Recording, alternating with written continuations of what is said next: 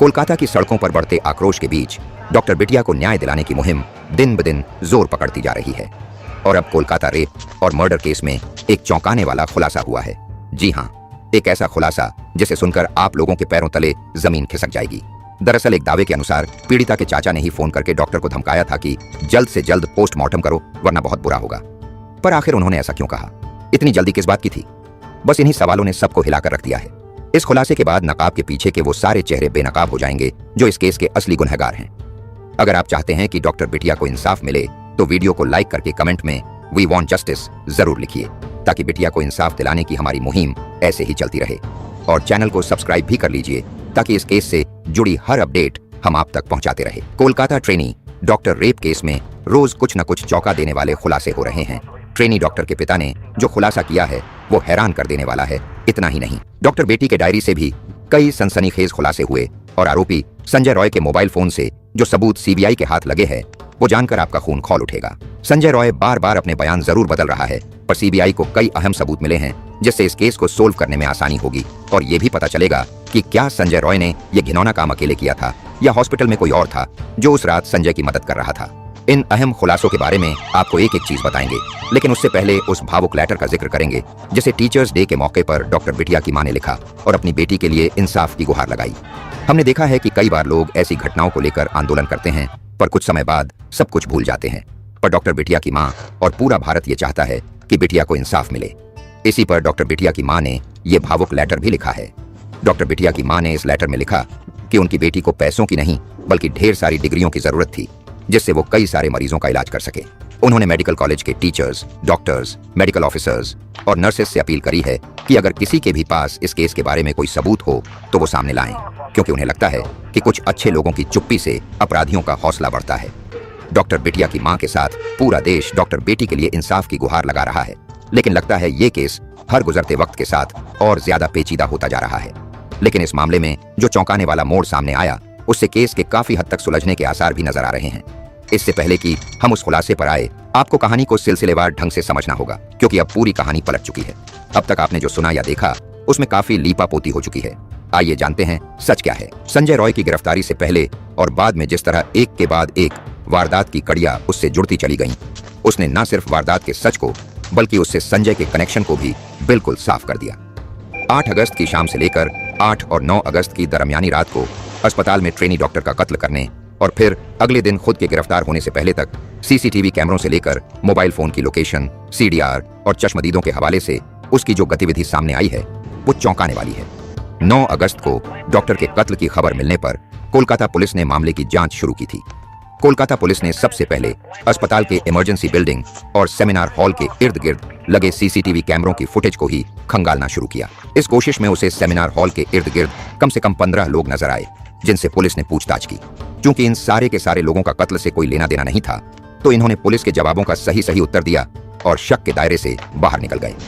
लेकिन एक शख्स ऐसा था जो अब भी पुलिस की जद में नहीं आया था, क्योंकि वो वारदात को अंजाम देने के बाद पुलिस के बैरक में ही जाकर सो गया था, वो भी नशे में धुत होकर। क्योंकि अब तक पुलिस ट्रेनी डॉक्टर के कत्ल की टाइमिंग मोटे तौर पर पता कर चुकी थी, उसने 8 और 9 अगस्त की रात 3 से 4 बजे के बीच की सीसीटीवी फुटेज पर अपना ध्यान केंद्रित कर दिया। इस दौरान फुटेज में संजय रॉय ही सेमिनार रूम के इर्द गिर्द नजर आया। अब चूंकि संजय रॉय दूसरे सीसीटीवी फुटेज में इसी अस्पताल में भर्ती एक मरीज के पास आता जाता हुआ दिख रहा था, तो पुलिस ने संजय के सीसीटीवी फुटेज का ग्रैब निकालकर उसे अस्पताल में भर्ती एक मरीज को दिखाया। ये मरीज और कोई नहीं बल्कि संजय रॉय के दोस्त सौरभ का भाई था। इसी भाई को जब संजय रॉय की तस्वीर दिखाई गई तो उसने देखते ही संजय को पहचान लिया और उसके बारे में पुलिस को जानकारी दी। उधर शाम तक वारदात का शिकार बनी ट्रेनी डॉक्टर का पोस्टमार्टम हो चुका था और पोस्टमार्टम से यह साफ हो चुका था डॉक्टर की मौत रात के खाने के करीब 4 घंटे बाद हुई है। क्योंकि रात के खाने का वक्त 12 बजे का था, तो ये बात भी साफ हो गई कि डॉक्टर की हत्या 4 बजे के आसपास की गई। उधर सीसीटीवी फुटेज में भी संजय रॉय करीब 4 बजे ही सेमिनार हॉल की तरफ जाता हुआ दिख रहा था। ऐसे में दूसरे सबूतों के साथ साथ सीसीटीवी फुटेज भी इस बात की तस्दीक कर रहे थे कि इस मामले में संजय ही शामिल है। हालांकि संजय अब तक पुलिस की जद में नहीं आया था, वो पुलिस की पकड़ से उस वक्त तक बाहर था। दोपहर को जब सौरभ के भाई ने संजय रॉय की पहचान कर ली, अब तक सौरभ को नहीं पता था कि पुलिस संजय को खोज रही है। इसी बीच उसने संजय को फोन कर दोपहर खाने पर बुलाया। अभी संजय रास्ते में ही था।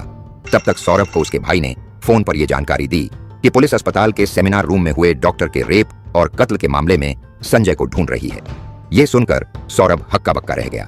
हालांकि संजय के पहुंचने पर सौरभ ने उसे लंच सर्व किया और साथ ही उसे बताया कि अस्पताल में हुई हत्या के सिलसिले में पुलिस उसे ढूंढ रही है।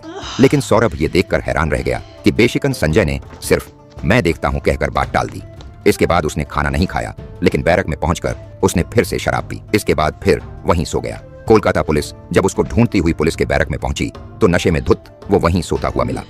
गिरफ्तारी के फौरन बाद ही उसने न सिर्फ अपना जुर्म कबूल लिया बल्कि पुलिस से कहा, मुझे फांसी दे दो।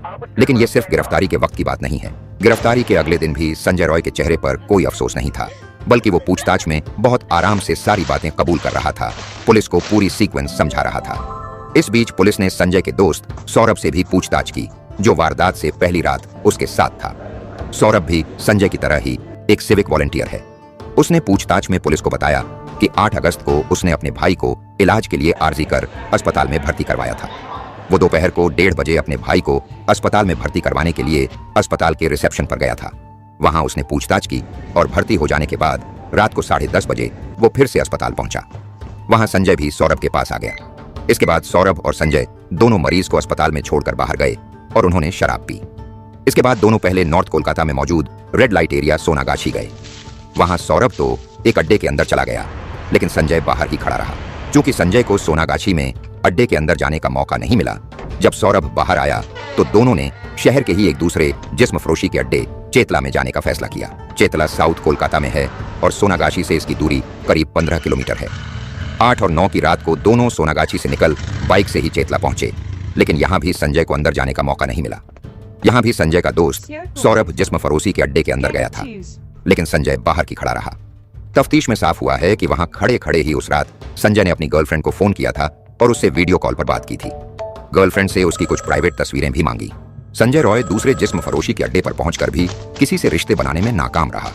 जब पुलिस ने इस सिलसिले में उससे पूछताछ की तो उसने कहा कि उसके पास पैसे नहीं थे। हालांकि पुलिस को उसके इस जवाब पर यकीन नहीं हुआ, क्योंकि अब तक संजय रॉय के दिमाग में किसी वारदात को अंजाम देने की साजिश कुलबुलाने लगी थी। इसलिए उसने जिस्म फरोशी के अड्डे में पहुंचकर भी किसी से रिलेशन नहीं बनाया। पूछताछ में सौरभ ने पुलिस को बताया कि उसे बाइक चलानी नहीं आती है, इसलिए उस रात शराब पिए होने के बावजूद बाइक संजय ही चलाता रहा। जब दो रेड लाइट एरिया से घूमकर दोनों आरजी कर अस्पताल के पास पहुंच गए तो संजय बैरक की ओर जाने की जगह अस्पताल की तरफ बढ़ गया। इस पर सौरभ ने उससे पूछा कि क्या वो बैरक की तरफ नहीं जाएगा, तो उसने कहा कि वो जाएगा। तब रात के करीब 2:45 बज रहे थे। सौरभ ने बताया कि आरजी कर अस्पताल की तरफ से भी एक सड़क बैरक की तरफ जाती है, इसलिए उसे लगा कि शायद संजय घूमकर उसी रास्ते से बैरक पहुंच जाएगा। पूछताछ में सौरभ ने पुलिस को बताया कि उसे नहीं पता कि इसके बाद संजय कब बैरक में लौटा।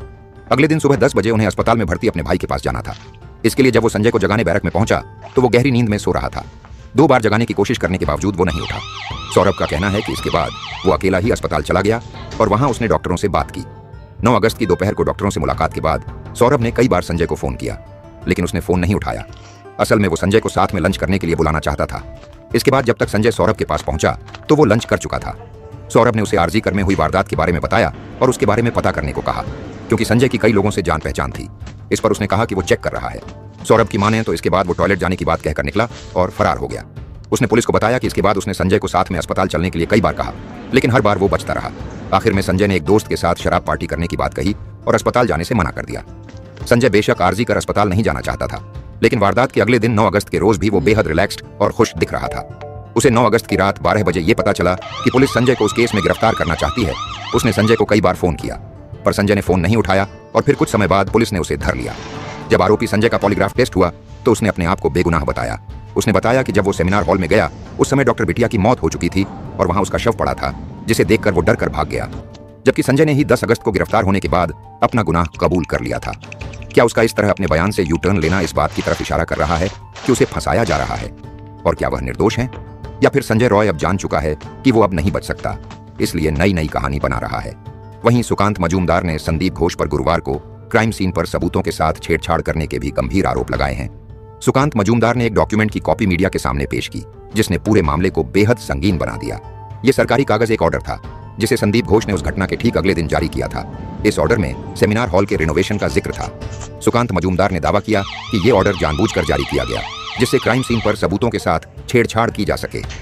वहीं डॉक्टर बिटिया के माता पिता ने एक और खुलासा किया। उन्होंने पुलिस पर गंभीर आरोप लगाते हुए दावा किया कि पुलिस ने उनका साथ देने के बजाय उन्हें पैसे ऑफर किए। डॉक्टर बिटिया की मां ने कहा, जब मेरी बेटी का शव घर में रखा था तो पुलिस ने हमसे पैसे की डिमांड की। इन आरोपों से मामले में सस्पेंस और ज्यादा बढ़ गया है। इतना ही नहीं, डॉक्टर बिटिया के माता पिता का यह भी आरोप है कि पुलिस ने उनकी बेटी के अंतिम संस्कार में जल्दबाजी की। वहीं डॉक्टर बेटी के चाचा ने बताया कि पुलिस उनसे एक प्लेन पेपर पर साइन भी करवाना चाहती थी, लेकिन उन्होंने साइन करने से मना कर दिया और पेपर फाड़ दिया। न्याय की इस जंग में हर नया मोड़ केस को सिर्फ और सिर्फ उलझाता जा रहा है। दैनिक जागरण के एक आर्टिकल के अनुसार शुवेंदु अधिकारी ने बड़ा दावा किया है। शुवेंदु ने सीबीआई द्वारा पूछताछ किए जाने के बाद निकलते समय एक बड़ा खुलासा किया। उन्होंने बताया कि एक व्यक्ति था जो खुद को पीड़िता का चाचा बता रहा था और धमकी दे रहा था कि अगर पोस्टमार्टम दिन के अंत तक पूरा नहीं हुआ तो खून की नदी बह जाएगी। शुवेंदु ने यह भी दावा किया कि वह व्यक्ति पूर्व पार्षद संजीव मुखर्जी है। शुवेंदु अधिकारी ने कहा कि अजीब बात यह है कि यह संजीव मुखर्जी ही दाह संस्कार प्रमाण पत्र पर हस्ताक्षर करता है, जबकि वे पीड़िता के रिश्तेदार नहीं हैं। दस्तावेज पर एक और हस्ताक्षर सोमनाथ डे का भी है। अब शुवेंदु अधिकारी के इन दावों में कितनी सच्चाई है, ये तो जांच के बाद ही पता चलेगा। मिस्टीरियस स्टोरीज टीवी ऐसे किसी दावे की पुष्टि नहीं करता।